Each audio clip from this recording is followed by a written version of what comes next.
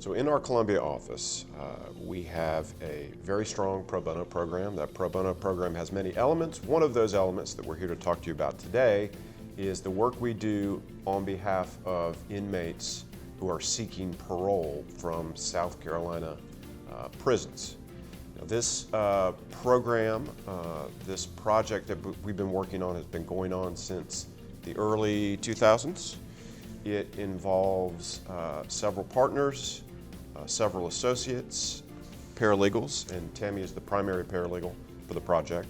So Tammie, I'll let you talk a little about how we get our parole candidates that we work with. When we get a referral, either from an inmate themselves or from a family member or a friend, the first thing we want to do is look at if they've been before the board before. We want to see how that hearing went. So we'll get a copy of the audio hearing and we'll listen to see if there was opposition. That's a big problem if there is opposition. Not a big problem, but it's an obstacle that we need to consider when we're trying to figure out if we're going to be able to help them. In addition to that, we want to look at the inmate's disciplinary history, basically their whole prison record, and see if they seem to have taken advantage of opportunities to rehabilitate themselves while they've been in there.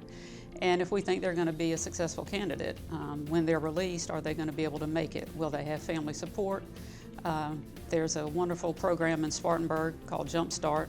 And if our inmates have gone through the Jump Start program, it's a reentry program that is very successful. So if they're a Jump Start graduate with a folder that would allow them to have housing there, that's a big plus. And that means that we can have confidence that they're going to have a lot of support when they get out. So our work in this area of parole grew out of some of our other pro bono work that we've done for prisoners in the prison system here in South Carolina. We've worked on behalf of mentally ill inmates in a class action lawsuit.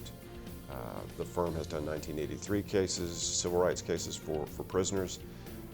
We began hearing from prisoners, and Tammie has been at the forefront of this from the very beginning. We've helped lots of folks, but Tammie, why don't you tell us a little about the scope of this program and how it's grown over the years?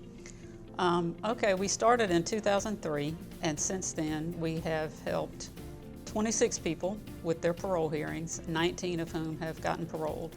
And it's a very rewarding thing that we do. It's amazing to be there the day that somebody finds out that they're getting out of prison after 33 years, 42 years, however long it's been.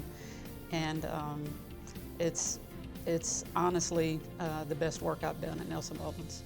There's nothing more powerful than that moment when you are able to contact that inmate and say you're coming to pick them up to take them out of the prison. We've had the opportunity to do that several times. We can't always do it, but it is a powerful, powerful moment that you will always remember in your legal career. These folks, while in prison, many of them got their GED. Several of them got college degrees.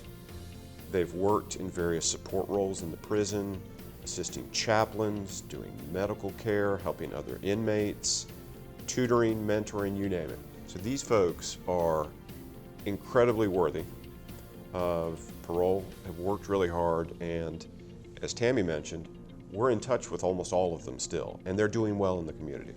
So just a very, very rewarding element of the legal work we've done.